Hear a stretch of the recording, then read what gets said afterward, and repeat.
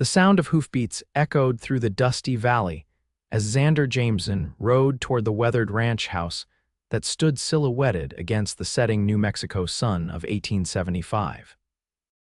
His throat was parched, his body aching from the 3-day ride, but his mind was consumed with the promise he'd made to a dying woman, a promise that had brought him to this desolate stretch of land where 3 young children awaited news he couldn't bear to deliver. Pulling his sorrel mare to a halt at the fence line, Xander spotted them immediately, 3 small figures huddled together on the porch steps, barefoot despite the evening chill. They'd been waiting for him, or rather, for the woman he'd promised to bring back. The oldest boy couldn't have been more than 10, standing protectively in front of his younger siblings, a boy of perhaps 7 and a tiny girl no older than 4. Their eyes, wide with hope and expectation, pierced Xander's heart more deeply than any bullet ever could. "You're him," the oldest boy said flatly, not a question but an accusation. "The man Mama rode off with." Xander dismounted slowly, removing his hat and holding it against his chest. The gesture felt hollow, inadequate against the weight of what he had to tell them. "My name is Xander Jameson," he said, his voice rough from trail dust and the lump forming in his throat. I was your mama's friend. Where is she?" the middle child asked, his eyes scanning the empty trail behind Xander. The little girl stepped forward, her tiny hand shielding her eyes from the setting sun as she peered around Xander's legs. "Mama hiding?" she asked, her voice small but hopeful. Xander knelt down, placing his hat on the ground beside him. "Children, his voice broke. How did one tell 3 innocent souls that their mother had succumbed to fever 3 days prior, that her final words had been their names? That he, a stranger, had buried her beneath a lone cottonwood tree beside the Pecos River? A weathered figure emerged from the shadowed doorway of the ranch house, an older man with silver hair and a face lined by years under the harsh western sun. "You best come inside, mister," he said, his voice low but commanding. "Been watching for you since yesterday." As the children looked between the old man and Xander, confusion etched on their faces. Xander realized they didn't yet know. The old man, their grandfather, perhaps had kept the hope alive, waiting for confirmation of what he must have already feared. The children scampered inside at the old man's gentle urging, their bare feet padding across the wooden porch. Once they were out of earshot, the man extended a calloused hand. "Harold Fletcher," he said, "Grace's father. Knew something was wrong when she didn't return with the medicine for the young ones. Fever hit them all hard last month." His eyes, sharp despite his age, studied Xander's face. "She's gone, isn't she?" Xander nodded, the simple gesture releasing the grief he'd been holding at bay. "I'm sorry, Mr. Fletcher. We were ambushed by bandits outside of Santa Fe. Your daughter took a bullet meant for me. I got her to a doctor, but infection set in and the fever." He stopped, the memories too fresh. "She fought hard, sir, thought only of getting back to her children." Harold's weathered face remained stoic, but his eyes brimmed with unspoken pain.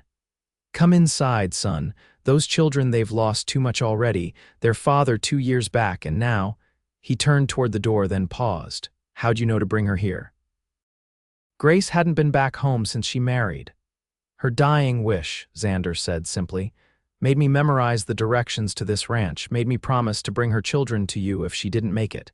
Harold nodded slowly. "And you, what's your stake in this?" Xander looked toward the darkening horizon. "I was just a drifter she hired as protection for her journey, nothing more." But even as he spoke the words, Xander knew they weren't entirely true. In the brief week he'd known Grace Fletcher, the young widow had awakened something in him he thought long dead, a sense of purpose, of connection. Her determination to reach Santa Fe for medicine despite the dangers, her unwavering love for the children she spoke of constantly during their journey, these things had touched him in ways he couldn't explain. "Well, Drifter," Harold said, his voice betraying no emotion, "you've kept your promise to my daughter. You can bed down in the barn tonight and be on your way come morning." As they entered the house, the 3 children looked up expectantly from where they sat at a rough-hewn table. The youngest girl's face lit up at the sight of Xander, as if she still believed he might produce her mother from thin air. Later that night, after Harold had broken the devastating news as gently as possible to the children, Xander stood on the porch, gazing at the stars scattered across the vast New Mexico sky. The sound of small feet made him turn. The oldest boy stood in the doorway, his young face hard with grief and anger. "Why didn't you save her?" he demanded, his small hands balled into fists. Xander felt the accusation cut deep, knowing he'd asked himself the same question countless times. "I tried, son. God knows I tried." "My name is Thomas," the boy said defiantly, "not son, and that's Samuel and Elizabeth inside. We have names." "Thomas," Xander acknowledged, respecting the boy's pride. "I'm sorry about your mama. She was the bravest person I ever met." Thomas stared at him for a long moment. "She said in her letter she was bringing help. Was that you?" Xander nodded. "She hired me in Albuquerque, said she needed protection to get to Santa Fe and back." "But you failed," Thomas said bluntly. The simple truth of it struck Xander like a physical blow. "Yes," he admitted, "I failed." The boy seemed surprised by his honesty. He studied Xander's face in the moonlight. "Grandpa says you're leaving tomorrow." "That's right." Thomas looked back toward the house, then at Xander again. "Good," he said, but his voice lacked conviction. "We don't need you anyway."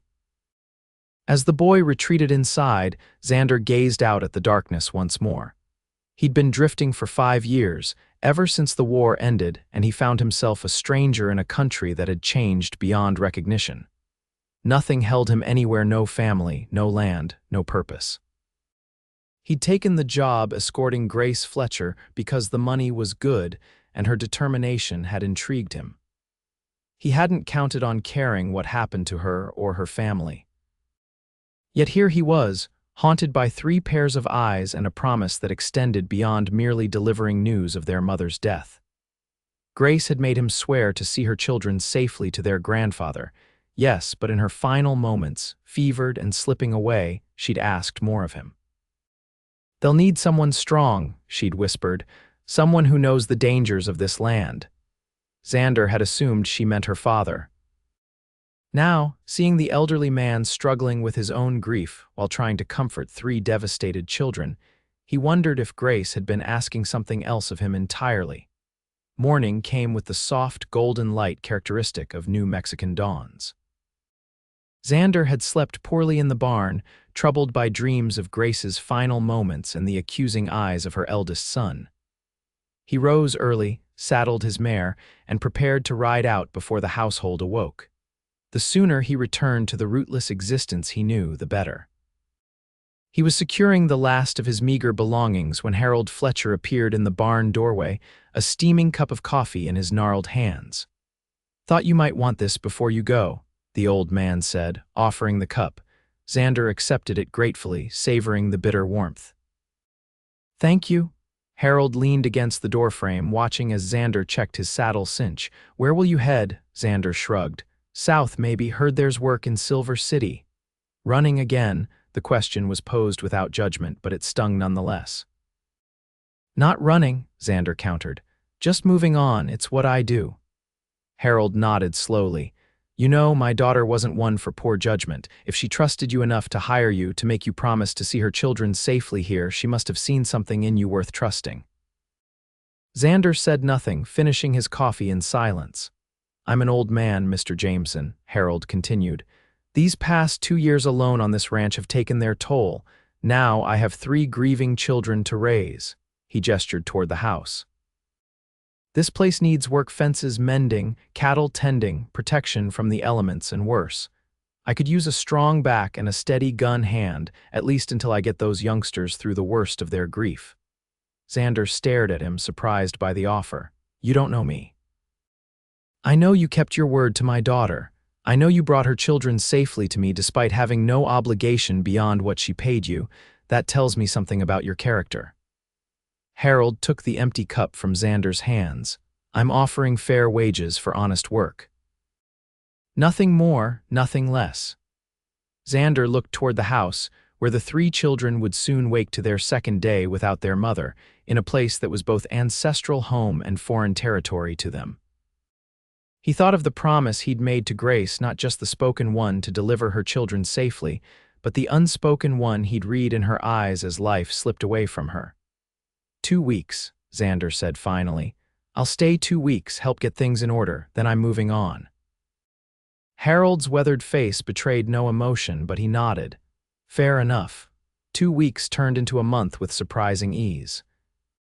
The work was hard but straightforward, mending fences, repairing the roof damaged in spring storms, breaking a pair of young horses Harold had acquired before his daughter's death.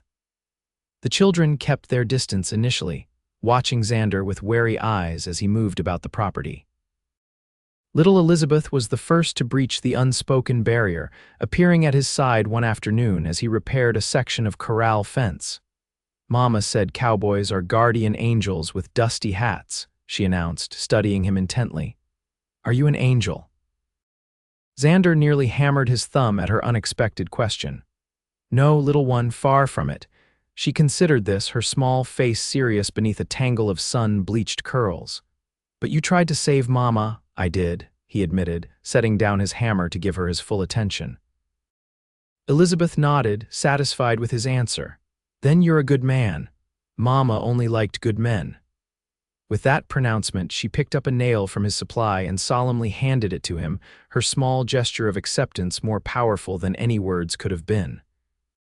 Samuel followed suit a few days later, appearing in the barn as Xander groomed his mare. The 7-year-old stood silently watching for several minutes before speaking. Can you teach me to ride? He asked abruptly. Papa was going to before he got sick. Xander regarded the boy carefully. What does your grandfather say? Samuel scuffed his bare foot in the dirt. He says I'm too small yet, but I'm not. I'm strong. I believe you are, Xander agreed, recognizing the determination in the boy's stance so like his mother's. But horses are big animals.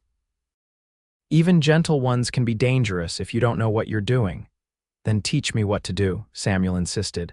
Please, Mama said knowledge is the best protection. The echo of Grace's wisdom in her son's plea struck Xander deeply. He nodded slowly. We'll start with grooming lessons.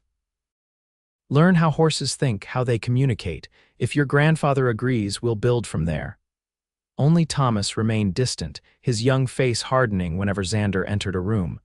The boy took to following Xander as he worked, watching silently from a distance, his eyes accusing. One evening, as summer heat gave way to a gentle twilight breeze, Xander found the boy sitting alone on the porch steps, a small wooden horse clutched in his hands. Your grandfather's looking for you, Xander said, keeping a respectful distance. Supper's nearly ready. Thomas didn't look up. Why are you still here? You said 2 weeks. Xander leaned against the porch railing. Your grandfather asked me to stay on a bit longer. There's still work to be done.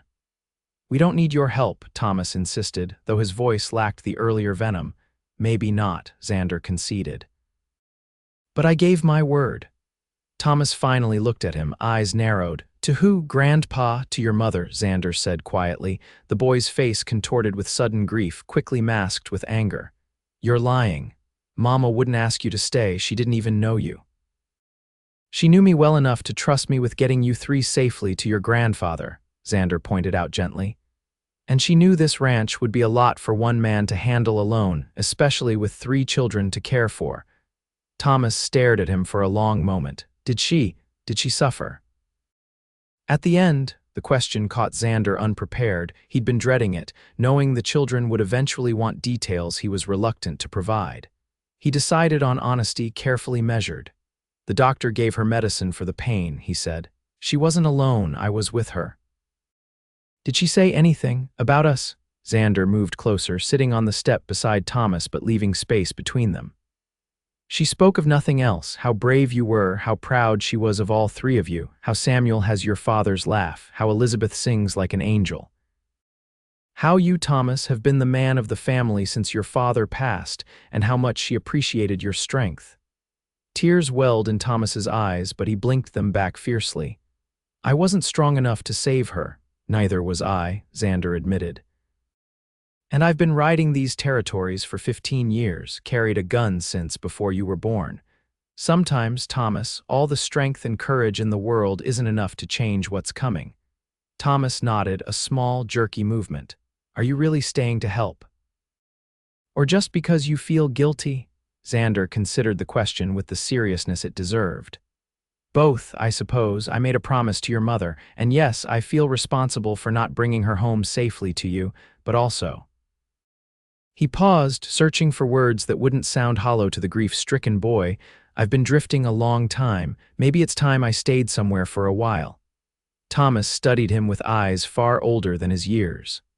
Mama said home isn't a place. It's people who care if you don't come back. The simple wisdom struck Xander silent. He'd had no one who cared whether he returned or not for so long, he'd forgotten what it felt like to be missed, to be needed. Your mama was a wise woman, he finally said. Thomas nodded, standing abruptly. I still don't forgive you, he said, but some of the hardness had left his voice. But I guess you can stay, for Grandpa's sake. As summer deepened into autumn, the boundaries between employer and employee, between stranger and family, began to blur. Harold's health, compromised by years of hard work and the recent shock of his daughter's death, deteriorated noticeably. Increasingly, the running of the ranch fell to Xander, while Harold focused his dwindling energy on his grandchildren. The neighboring ranchers and townspeople, initially suspicious of the stranger who'd appeared with news of Grace Fletcher's death, gradually accepted Xander's presence. He made the weekly trips into town for supplies, represented the Fletcher Ranch at regional cattle auctions, and earned a reputation as a fair but formidable presence when rustlers tested the boundaries of the property.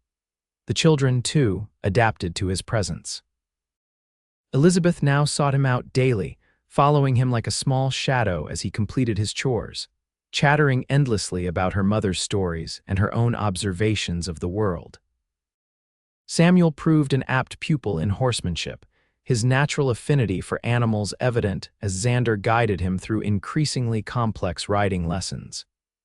Even Thomas maintained a wary truce, accepting Xander's guidance in practical matters while still holding part of himself in reserve. It was during a sudden early snowstorm in November that the fragile peace they'd established faced its first real test. Harold had taken to his bed with a racking cough that shook his thin frame. The children huddled near the fireplace, worried eyes darting between the window, where snow fell in blinding sheets, and the closed door of their grandfather's room. Xander had just returned from securing the livestock, snow melting from his coat and boots as he stamped into the kitchen. Storm's getting worse, he announced, hanging his coat by the fire. Good thing we got the last of the hay in yesterday. Thomas looked up sharply. Grandpa said the fences in the north pasture still need reinforcing. If they come down in the storm, we could lose cattle. Xander nodded, already calculating the risk. I checked them last week. They'll hold unless this turns into a real blizzard. You don't know that, Thomas insisted, his voice rising. Pa always said the north pasture fences were the weakest link in the ranch. He died making sure they were secure before a storm. The revelation hung in the air between them. Xander studied the boy's face, understanding dawning. Is that how your father died, in a storm like this? Thomas nodded tightly. He went out to check the fences. Mama begged him not to go alone, but he said it was his responsibility. His young voice broke. They found him 2 days later. The doctor said he froze to death after his horse threw him. Xander glanced at Samuel and Elizabeth, who watched the exchange with solemn eyes. The fences I repaired last month will hold, he said firmly. Your father was a brave man to protect his family's livelihood, but he wouldn't want any of us taking unnecessary risks. You're not our father, Thomas said, the old anger flaring briefly. You don't get to decide what risks are necessary. Thomas, Samuel protested, but his brother silenced him with a look. Xander knelt to eye level with Thomas. You're right, I'm not your father, but right now I'm responsible for this ranch and everyone in it. That includes you three and your grandfather. The smartest thing we can do is wait out the storm. Harold's door opened then, the old man leaning heavily against the frame, his face gray with exhaustion. The boy has a point, Jameson, he wheezed. Those north fences have always been troublesome. If we lose cattle in this storm because you were being cautious, it'll be a hard winter. Xander stood, measuring his words carefully. I understand the concern, but heading out alone in whiteout conditions is a fool's errand. If something happens to me, you're here sick, with 3 children to care for and no one to help.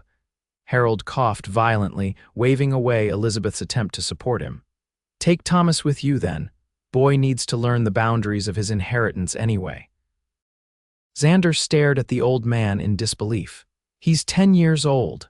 Nearly 11, Thomas corrected, standing straighter, and I know this land better than you do. Harold nodded approvingly at his grandson's spirit. Grace would have been proud of you, boy. Xander felt trapped between respect for the family's traditions and his own conviction that risking a child's life in a snowstorm was madness. Mr. Fletcher, with all due respect, I can't take Thomas out in this. If you insist the fences need checking, I'll go alone. Like Pa did. Samuel's small voice cut through the tension. And then you won't come back either. The simple fear in the boy's questions silenced them all. Elizabeth began to cry softly, burying her face against Harold's leg. Harold's weathered face softened as he patted his granddaughter's head. Perhaps you're right, Jameson, he conceded. The cattle will have to fend for themselves tonight. Thomas looked between his grandfather and Xander, conflict evident in his young face. But Pa always said, your Pa was a good man who died doing what he thought was right, Harold interrupted gently. But he left your mama alone with 3 little ones. Sometimes the bravest thing a man can do is stay put when everything in him says to act. The wisdom of the old man's words settled over the room like a blanket. Thomas's shoulders slumped slightly, but he nodded his acceptance. When the storm passes, will you show me how to check the fences properly? He asked Xander, the question an olive branch of sorts. I'd be honored, Xander replied, recognizing the significance of the request. That night, as the storm howled around the sturdy ranch house, Xander sat by the fire long after the children had been put to bed. Harold joined him, moving stiffly to lower himself into the chair opposite. You handled that well, the old man said, his voice rough from coughing. Better than I did. Xander shook his head. I'm still learning where I fit here. These children have lost so much already, their father, their mother. I don't want to overstep. Harold studied him thoughtfully. Grace wrote to me about you, in her last letter. Xander looked up sharply. She did, Harold nodded, pulling a folded, travel-worn piece of paper from his shirt pocket. Got this 2 days before you arrived, posted from Santa Fe. He handed it to Xander. With hesitant fingers, Xander unfolded the letter. Grace's handwriting flowed across the page, describing her journey, her hope that the medicine she'd secured would help the children recover from the fever that had weakened them. Then, toward the end of the letter, he saw his own name. I've found a guide for the return journey, Grace had written. Xander Jameson. A quiet man with sad eyes but honest ones. He reminds me a little of John, careful with his words but decisive in action. I feel safer with him than I have since John passed. The children will like him, I think.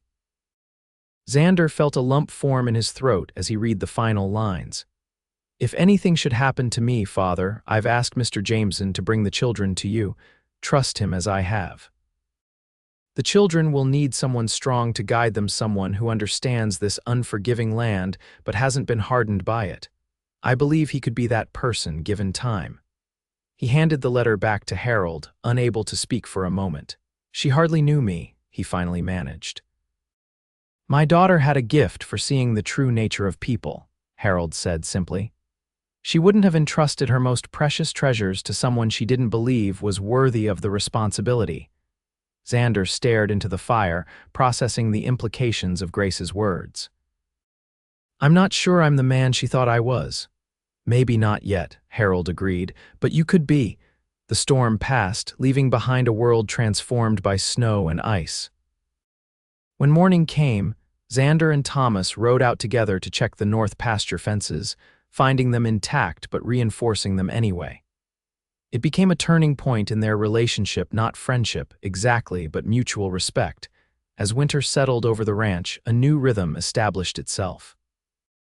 Mornings began with chores, followed by lessons for the children, Harold teaching reading and figures, while Xander provided practical instruction in ranch management, riding, and basic survival skills. Evenings were for stories by the fire, with Harold recounting tales of the ranch's early days and the children sharing memories of their parents that grew less painful with each telling. Xander found himself increasingly integrated into this family unit, his presence no longer questioned or resented. Elizabeth now climbed onto his lap for bedtime stories as naturally as she did her grandfather's. Samuel sought his advice and approval for everything from lassoing technique to whittling. Even Thomas had begun to thaw, occasionally seeking Xander out to ask questions about his travels or requesting guidance on tasks around the ranch. One evening in early December, as they sat around the supper table, Harold made an announcement that sent a ripple of excitement through the children. "Been thinking," he said, serving himself another helping of stew. "It's nearly Christmas. First one without your mama, which won't be easy. But she always made Christmas special, and I reckon she'd want us to do the same." Elizabeth clapped her hands in delight. "Will we have a tree and presents?" Harold smiled at her enthusiasm. "Indeed we will, little one. Thought we might ride out tomorrow and find ourselves a fine pine to bring home."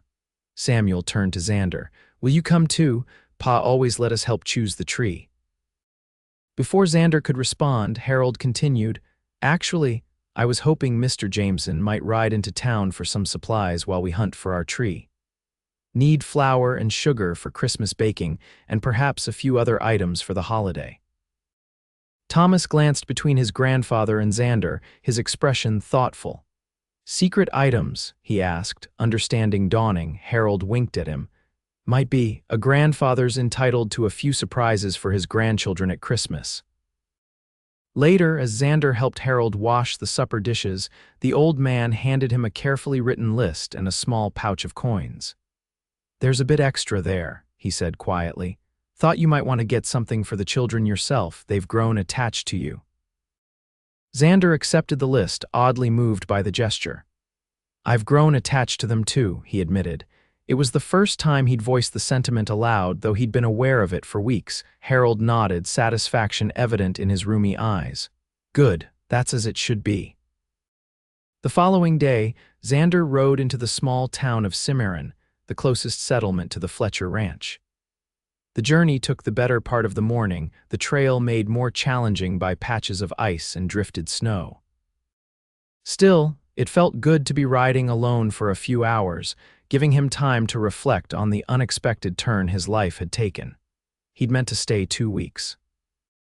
Now, almost 4 months later, he found it impossible to imagine riding away from the Fletcher ranch from Elizabeth's infectious laughter, Samuel's earnest questions, Thomas's grudging respect, and Harold's quiet wisdom. Somewhere along the line, the promise he'd made to a dying woman had transformed into something deeper, more personal. In town, Xander efficiently gathered the supplies on Harold's list: flour, sugar, coffee, a bolt of red calico fabric, peppermint sticks, and several other items. Then, with the extra money, he carefully selected gifts for each child. A small silver locket for Elizabeth, a well-crafted pocket knife for Samuel, and for Thomas, after much deliberation, a journal bound in soft leather, remembering how the boy often sat quietly observing the world around him. His shopping complete, Xander stopped at the town's only decent saloon for a quick meal before the journey home. As he ate, he became aware of a conversation at a nearby table, the men's voices carrying in the nearly empty establishment. "Heard Fletcher's grandkids are living with him now," one man was saying. "Since Grace got herself killed coming back from Santa Fe." "Shame about that," another replied. "She was a fine-looking woman, stubborn as her old man, though. Should have remarried after John died instead of trying to run that ranch herself." "Speaking of the Fletcher place," a third voice chimed in, lower but carrying an undertone of calculation, "Old Harold can't have much time left. Man's been coughing blood since summer, according to Doc Michaels. Once he's gone, that land will be up for grabs. 3 orphaned kids can't hold onto a ranch that size." Xander tensed, his hand instinctively moving closer to his revolver. "Heard they've got some drifter helping out," the first man countered. "Fellow who brought news of Grace's death. Jameson or some such name." "Just another gun hand," the third man dismissed. "Those kids need a proper guardian, someone established in the territory. Judge Wilson was saying as much last week. Once Fletcher passes, the court will have to appoint someone." "And I suppose you're volunteering, Sutton," the second man laughed. "Out of the goodness of your heart, no doubt. Nothing to do with the fact that Fletcher's north pasture borders your property, eh?" The man called Sutton, whom Xander now recognized as Edmund Sutton, owner of the largest ranch in the territory, leaned forward. "The Fletcher place has the best water rights in the county. Harold's too stubborn to sell, but once he's gone, a court-appointed guardian could make decisions in the best interest of those children." Xander had heard enough. He stood, deliberately scraping his chair on the wooden floor. The conversation at the neighboring table ceased abruptly as 3 pairs of eyes turned toward him. "Afternoon, gentlemen," Xander said evenly, dropping coins on his table to pay for his meal. "Couldn't help overhearing your concern for the Fletcher children." Sutton, a barrel-chested man with cold eyes, measured Xander carefully. "You must be Jameson. Heard you've been playing nursemaid out at Fletcher's place." "Earning my keep," Xander corrected, "and looking after the family of a woman who died saving my life." The second man, whom Xander now recognized as the town's general store owner, had the grace to look uncomfortable. No disrespect intended to Grace's memory, just idle talk. "Nothing idle about planning to use the courts to steal land from orphan children," Xander replied, his voice dangerously calm. "Those children have a home and a future at the Fletcher Ranch. Anyone who threatens that will answer to me." Sutton laughed, though it didn't reach his eyes. "Bold words from a drifter with no legal standing. When old Harold dies, those kids will need a legal guardian. Unless you're planning to marry into the family, your opinion won't count for much with Judge Wilson." The words struck Xander with unexpected force. He'd been so focused on fulfilling his promise to Grace, on helping Harold with the ranch and children, that he hadn't considered the legal realities that would follow Harold's death. Without legal recognition as the children's guardian, he would have no say in their future or that of the ranch that had become his home. "Good day, gentlemen," Xander said tightly, collecting his purchases and heading for the door. Behind him, Sutton's mocking laughter followed like a bad omen. The ride back to the ranch gave Xander ample time to consider the problem.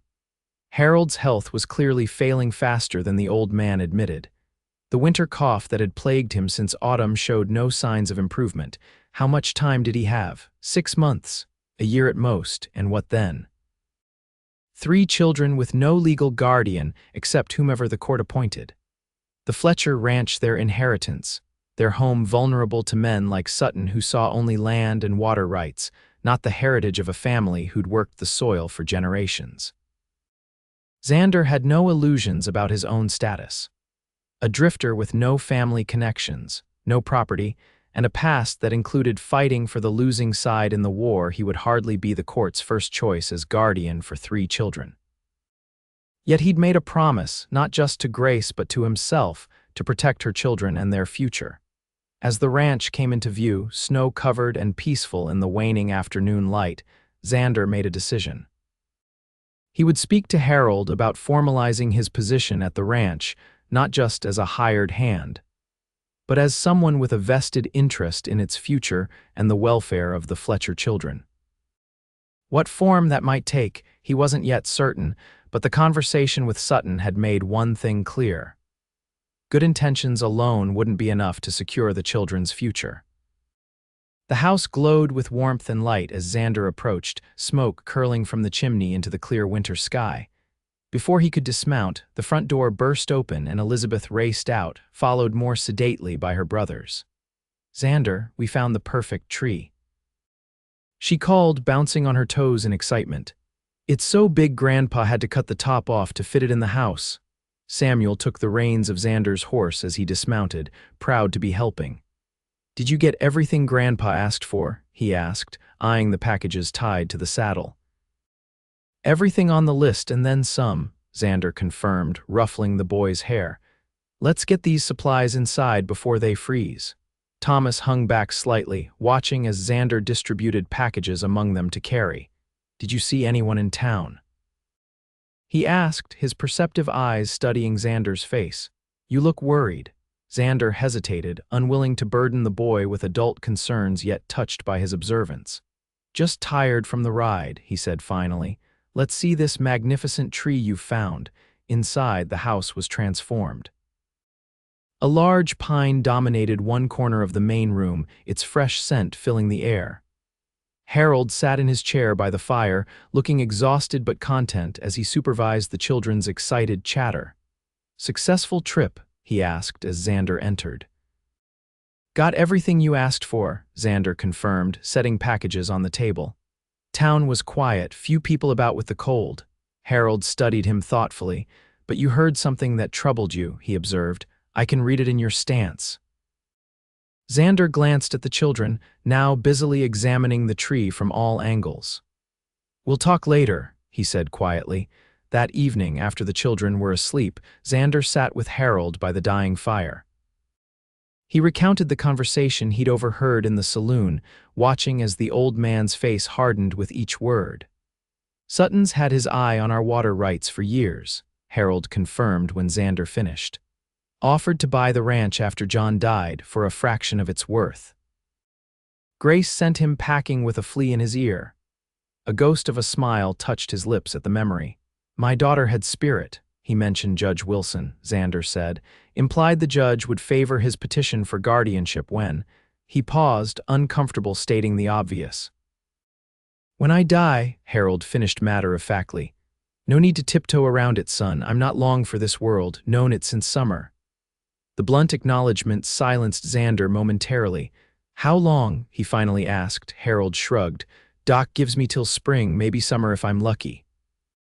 "Consumption's got a good hold on me now." He gazed into the fire. "Been making my peace with it. Only thing that troubles me is what becomes of the children."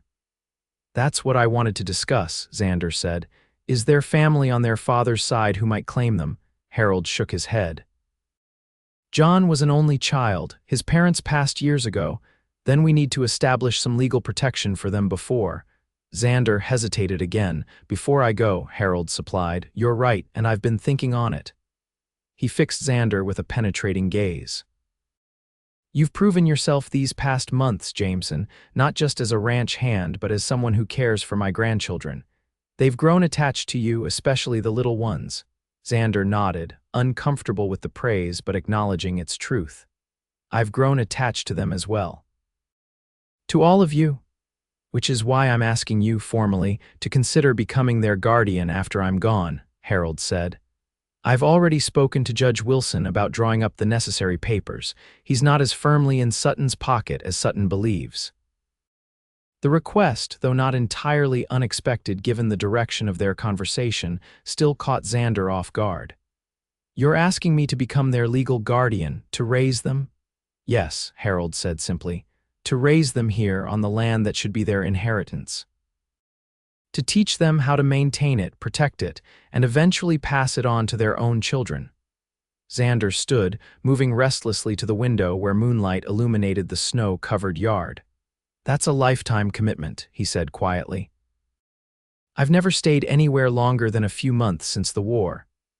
"I know what I'm asking," Harold acknowledged, "and I wouldn't ask it if I saw another way to protect them. But you're the only one they trust besides me, the only one Grace trusted enough to bring them home."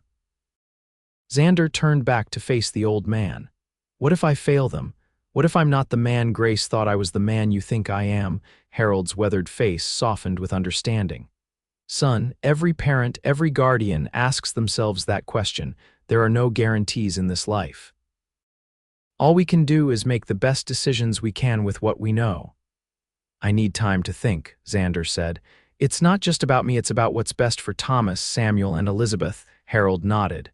"Take all the time you need, but remember, Sutton and his ilk are circling. The children need protection established before I go, or the courts may intervene in ways none of us would choose." That night, sleep eluded Xander. He lay awake in the small room that had become his over the past months, weighing Harold's request against his lifelong habit of avoiding permanent connections. Since losing his family in the war, he deliberately kept emotional entanglements at arm's length. convinced that attachments only led to greater pain when inevitably severed. Yet here he was, already deeply attached to 3 children who had suffered losses greater than any child should bear. The thought of leaving them vulnerable to men like Sutton, of abandoning them after they'd finally begun to trust him, was unthinkable. Yet the responsibility Harold offered was daunting, not just legal guardianship, but the moral obligation to raise 3 children to adulthood, to manage a ranch that would be their inheritance, to be the family they needed. Dawn found him still undecided but leaning toward acceptance, recognizing that his reluctance stemmed more from fear of failure than from any genuine desire to leave. As he moved through his morning chores, feeding livestock in the pre-dawn chill, he found himself studying the ranch with new eyes, seeing not just the immediate tasks but the long-term needs, the improvements that could secure its future for Thomas, Samuel, and Elizabeth. Christmas approached with a flurry of activity that temporarily pushed Xander's decision to the background. The children threw themselves into preparations with enthusiasm that only occasionally gave way to moments of melancholy when memories of their mother became too vivid. Harold supervised the making of traditional foods, directing from his chair as his cough grew worse in the cold weather. On Christmas Eve, as they gathered around the decorated tree, Harold presented each child with a carefully wrapped gift: new boots for Thomas, a hand-carved flute for Samuel, and a porcelain doll for Elizabeth that had once belonged to Grace. The children's delight was infectious, their faces glowing in the firelight as they examined their treasures. Then, to Xander's surprise, Harold handed him a small package as well. "From all of us," the old man said simply. Inside was a silver pocket watch, well used but polished to a high shine. Engraved on the back were the initials HF. "It was my father's," Harold explained. "He brought it from back east when he first settled this land. I want you to have it." The significance of the gift, a family heirloom, was not lost on Xander. He looked up to find not just Harold but all 3 children watching him expectantly. "I'm honored," he said, his voice rough with emotion. "Thank you." Elizabeth climbed onto his lap then, small fingers tracing the pattern on the watch. "Does this mean you're family now?" She asked with a child's directness. The question hung in the air, loaded with meaning beyond the little girl's understanding. Xander looked at Harold, who merely raised an eyebrow, leaving the response entirely to him. "I'd like to be," Xander said carefully, "if that's all right with all of you." Samuel nodded immediately, his acceptance easy and complete. Thomas studied Xander for a long moment before giving a single, solemn nod. "Then it's settled," Harold said, satisfaction evident in his voice. "I'll ride to town after the new year to speak with Judge Wilson about the guardianship papers." Later, after the children were tucked in bed, dreams of Christmas morning dancing in their heads, Xander joined Harold on the porch despite the cold. Stars blazed overhead in the clear winter sky, the Milky Way a luminous path across the heavens. "I haven't given you an answer yet," Xander pointed out mildly. "About becoming their guardian," Harold chuckled, the sound dissolving into a cough he tried to suppress. "You gave your answer when you accepted the watch," he said when he could speak again. "Maybe you haven't admitted it to yourself yet, but you've decided to stay." Xander couldn't deny the truth of the statement. "It's a big responsibility," he said instead. "The biggest," Harold agreed. "But you won't be alone. This community takes care of its own, despite what you heard from Sutton. Once it's known you're the children's legal guardian, with my blessing, most folks will accept it. And those who don't," Harold shrugged, "you can handle Sutton and his ilk. I've seen you face down worse." They stood in companionable silence for a moment, breath fogging in the cold air. "There's something else I need to tell you," Harold said finally. "Something I should have mentioned earlier, but the timing never seemed right." Xander tensed slightly, sensing the seriousness in the old man's tone. "What is it?" "It's about Grace," Harold began, "and why she trusted you so quickly." Winter gave way to spring, the snow melting to reveal green shoots pushing through the earth with determined vitality. Harold Fletcher passed peacefully in his sleep one mild March evening, the guardianship papers for his grandchildren signed, witnessed, and filed with Judge Wilson a month prior. Edmund Sutton had challenged the arrangement, as expected, but the judge, impressed by Xander's evident care for the children and influenced by the clear wishes of their grandfather, had upheld the guardianship. The ranch flourished under Xander's careful management. With help from neighboring families who had known and respected the Fletchers for generations, he expanded the cattle operation, repaired long, neglected fencing, and added a new wing to the house to accommodate the growing children.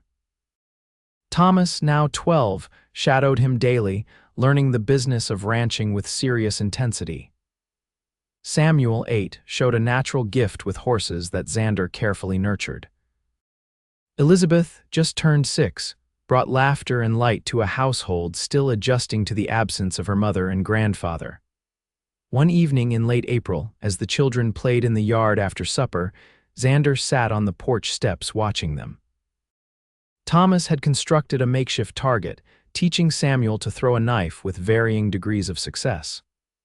Elizabeth danced nearby, singing a song Grace had taught her, her bare feet kicking up dust in the golden evening light. The scene struck Xander with its simple perfection, these 3 children who had become his family, this land that had become his home. Harold's final revelation about Grace still echoed in his mind on quiet evenings like this. "She knew you," Harold had said that Christmas night. "Not personally, but she knew of you. John spoke of you often." The statement had confused Xander until Harold explained further. John Fletcher, Grace's husband and the children's father, had served in the same Confederate regiment as Xander during the war. They'd never been close friends, but John had often spoken of the quiet lieutenant who'd saved his life during a skirmish near Vicksburg, carrying him to safety when he'd been wounded. When Grace saw you in Albuquerque, recognized your name from John's stories, she believed it was Providence, Harold had explained. That's why she hired you specifically, why she trusted you with her children. She believed John would have wanted it that way. The connection had stunned Xander, who remembered John Fletcher only vaguely, one of many young soldiers under his command during those chaotic final months of the war. That this tenuous link had brought him full circle to become guardian to Fletcher's children seemed almost too coincidental to believe. Yet Harold had been adamant that Grace had recognized Xander's name immediately and had taken it as a sign that he was the right person to escort her on her dangerous journey. Now, watching the children in the fading light, Xander wondered at the strange paths life took. Had he not been in that Albuquerque saloon the day Grace Fletcher was seeking an escort, had she not recognized his name from her husband's war stories, he would still be drifting rootless, purposeless, alone. A commotion at the gate drew his attention. Thomas had spotted riders approaching 3 of them, moving slowly up the long drive that led to the ranch house. Xander stood, instinctively checking that his revolver was secured at his hip. "Thomas, get your brother and sister inside," he called, recognizing Edmund Sutton's bulky silhouette among the riders. Thomas hesitated only briefly before corralling his siblings toward the house. "Is it trouble?" he asked, his young face set in determined lines. "Probably not," Xander assured him, "but best to be cautious." As the children disappeared inside, Xander moved down the steps to meet the riders, his stance relaxed but alert. Beside Sutton rode 2 of his ranch hands, men Xander had seen in town but never spoken with. "Evening, Jameson," Sutton called, reining his horse to a halt a respectful distance from the house. "Fine night for a ride." "It is," Xander agreed neutrally. "What brings you to Fletcher land?" Sutton dismounted, gesturing for his men to remain on horseback. "Neighborly visit," he said, though his tone suggested otherwise. "Heard you've been making improvements, new barn roof, additional grazing land cleared." "That's right." "Impressive work for a man alone with 3 children to raise," Sutton observed, glancing toward the house where small faces could be seen peering through the window. "Must be stretching yourself mighty thin."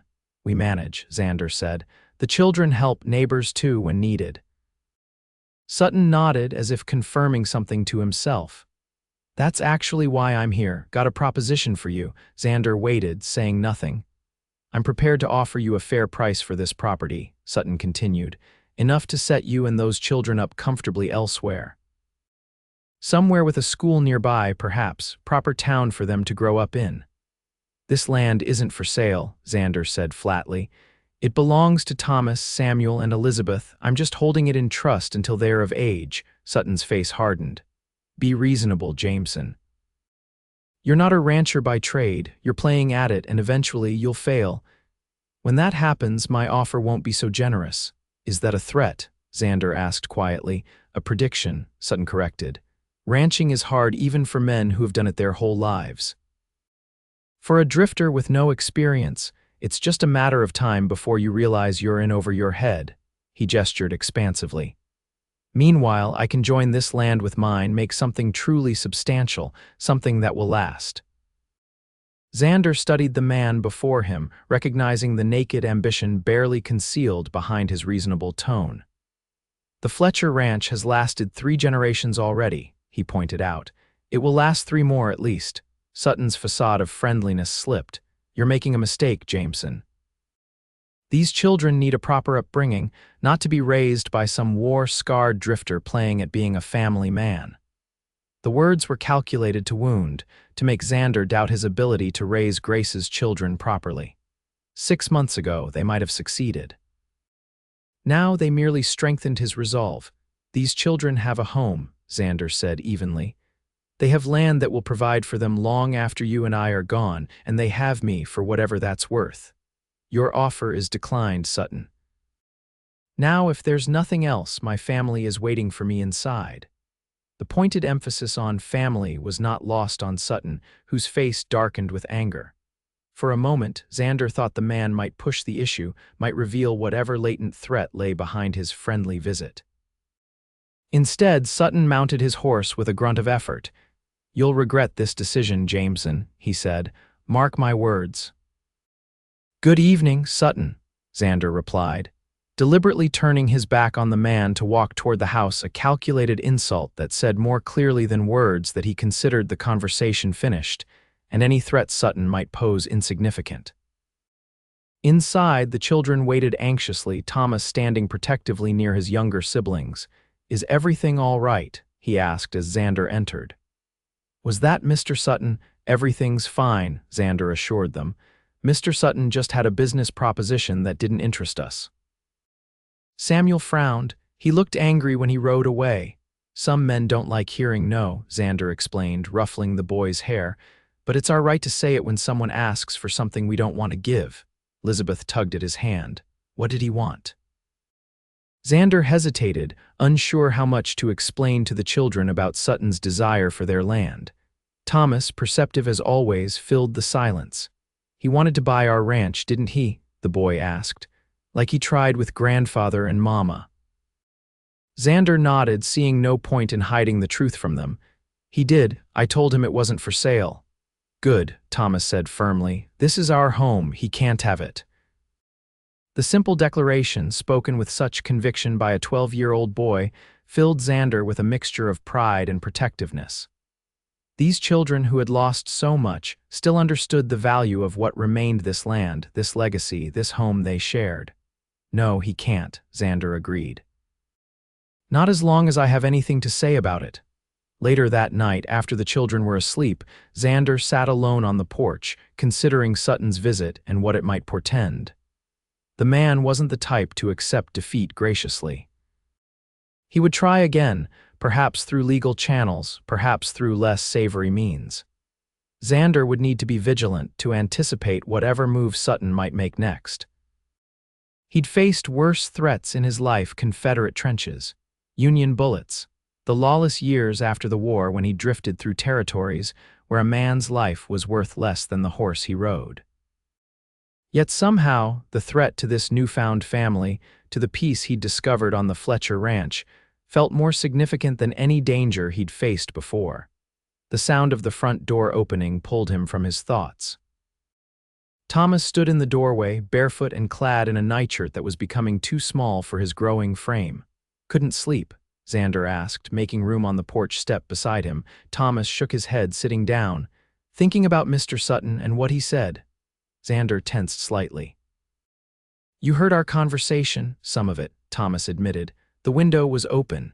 He picked at a loose splinter on the wooden step. Is he right? Are we making it hard for you being here instead of in town? The question caught Xander off guard. No, he said emphatically, not at all.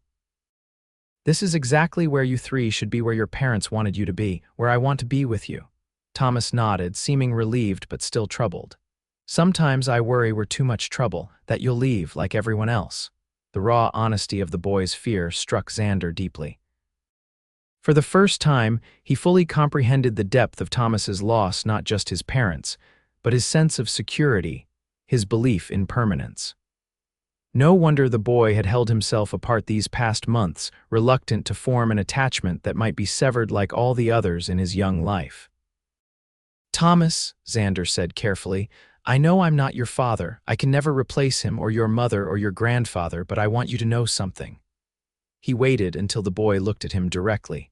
I'm not going anywhere, not until you're grown and don't need me anymore. Not even then, if you'll still have me around. Thomas studied his face in the moonlight, searching for sincerity. You promise?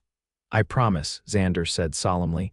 You, Samuel, and Elizabeth are my family now. This ranch is my home. Whatever comes sudden, hard times, anything, we face it together. Thomas was silent for a long moment, digesting this.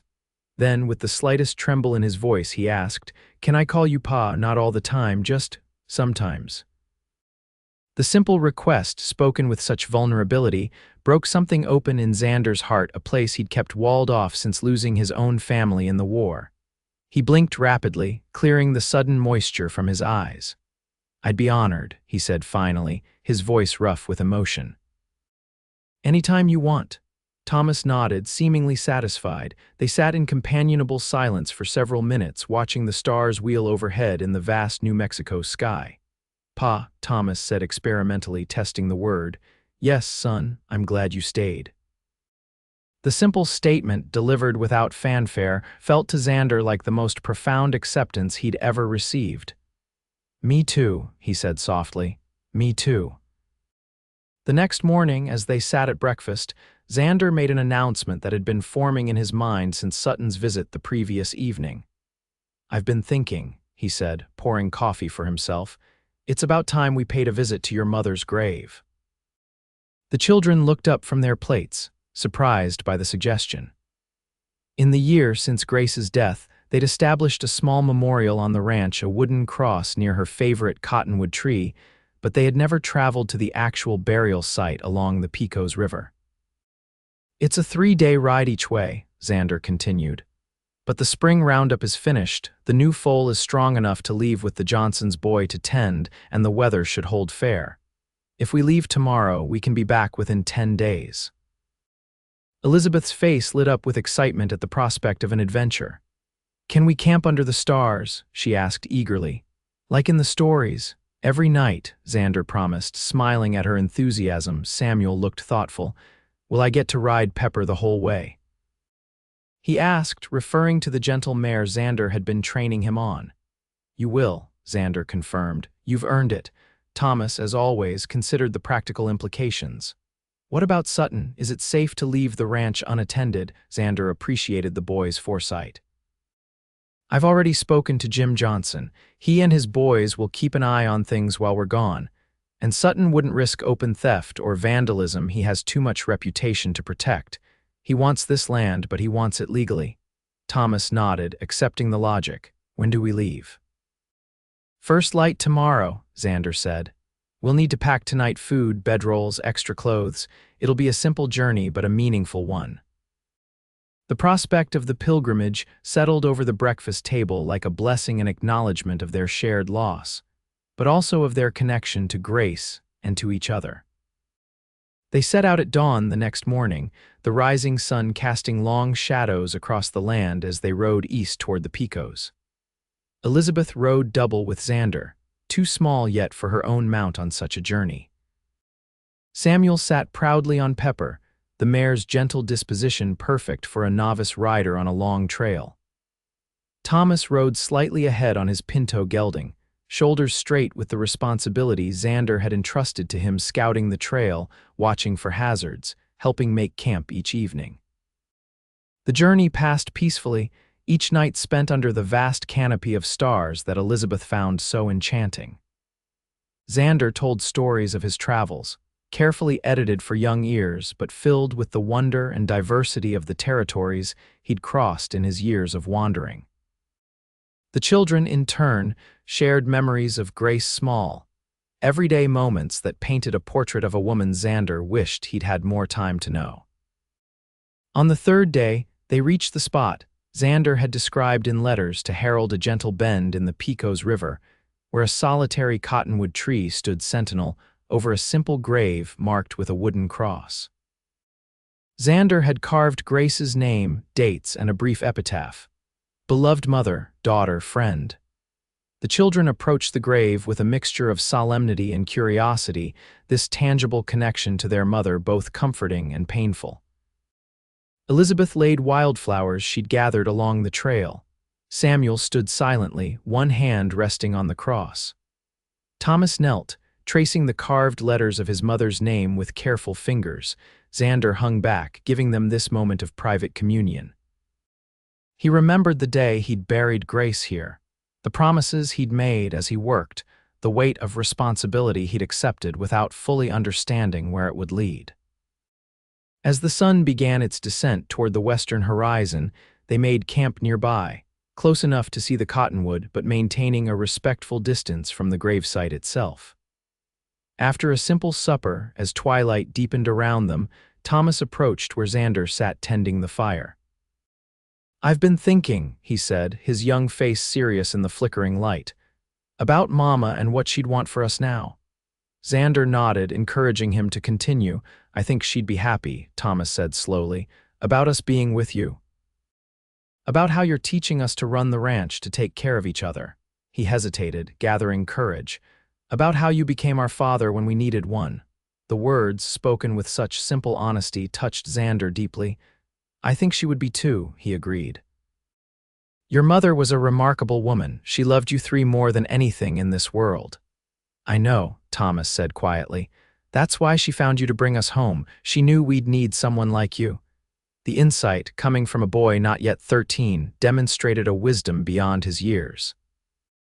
Xander felt a surge of pride mixed with humility, pride in the young man Thomas was becoming, humility at the trust Grace had placed in him. "I'll do my best to be worthy of that trust," he promised. "Every day," Thomas nodded, satisfied with the answer. "I know you will, Pa, we all do." The return journey seemed to pass more quickly, the family bound more tightly by their shared pilgrimage. They arrived home to find the ranch peaceful and undisturbed, Jim Johnson's sons riding over to report that all had been quiet in their absence. If Sutton had considered taking advantage of their absence, he'd thought better of it. Life settled into a rhythm on the Fletcher Ranch, seasons marked by the cycles of cattle raising, planting and harvesting the small kitchen garden, school lessons conducted in the evenings by lamplight.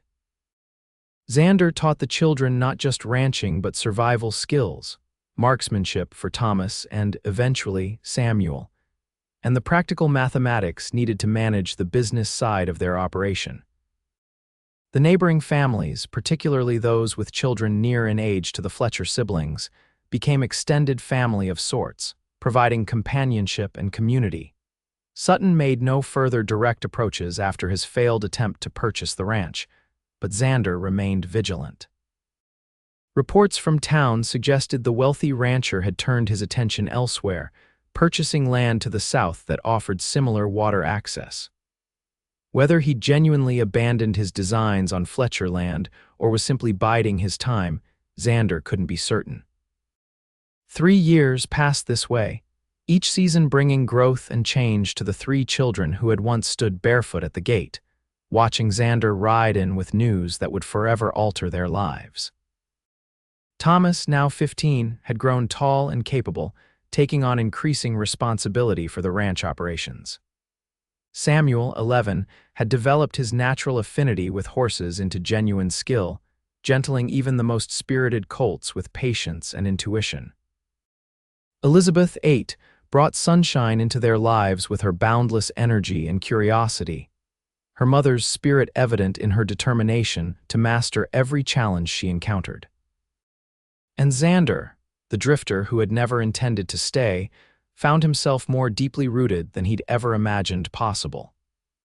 The promise he'd made to Grace to see her children safely home had evolved into something far more profound.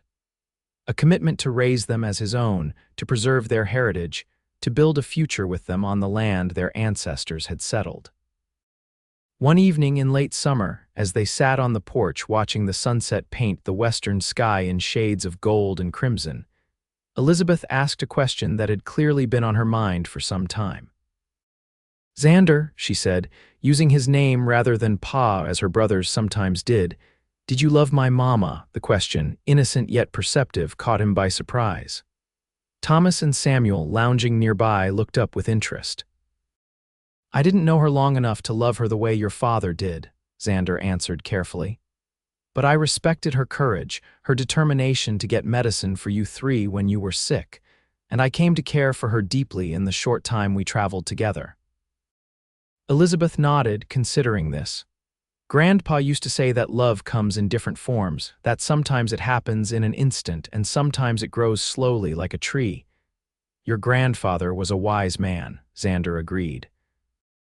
"I think," Elizabeth continued, her small face serious, "that you loved Mama in one way by promising to take care of us, and now you love us in another way by staying and being our Pa." The simple wisdom of her observation struck Xander deeply. "I believe you're right," he said softly. "Both are forms of love." Thomas, who had been listening intently, spoke up. "Do you ever regret it, staying, taking on 3 kids who weren't yours?" Xander looked at each of them in turn, Thomas with his thoughtful eyes so like his mother's, Samuel with his quiet strength, Elizabeth with her boundless heart. "Not for a single moment," he said with absolute conviction. "You 3 are the best thing that ever happened to me." The simple truth hung in the air between them, acknowledged without embarrassment. They had become a family not through blood but through choice, through shared experience, through love that had indeed grown slowly but with deep roots, like the cottonwood that stood watch over Grace's distant grave. Later that night, as Xander made his customary rounds of the property before retiring, he paused at the small family plot where Harold Fletcher now rested beside a memorial marker for Grace. The actual grave lay 3 days' ride away, but the family had needed a place here to remember her, to feel her presence on the land she'd loved. "We're doing all right, Grace," he said quietly to the night air. "Your children are growing strong and true. They miss you, we all do, but they're thriving. You'd be proud of them." A warm breeze stirred the leaves of the nearby trees, carrying the scent of sage and the distant call of a night bird. Xander smiled, feeling a peace he'd never known in his years of restless wandering. "I'll keep my promise," he continued softly. "Not just to bring them home, but to give them a future here, to help them become the men and women you would have raised them to be." He touched the memorial stone gently. "Thank you for trusting me with them, for giving me a family when I thought I'd never have one again." As he walked back toward the house, their home, Xander glanced up at the stars scattered across the vast New Mexico sky. The same stars that had guided him here that fateful day 3 years ago when 3 children stood barefoot at the gate, waiting for news of their mother. The same stars that now watched over all of them as they forged a new life together from the fragments of the old. At the porch steps, he paused, looking back at the peaceful ranch bathed in moonlight. "They miss her more each night," he whispered to himself, echoing the words he'd struggled to say when he first arrived. "But they're healing, we all are." With that acknowledgement of both loss and recovery, of endings and new beginnings, Xander Jameson, once a drifter with nowhere to belong, entered the home where his family waited, closing the door gently behind him.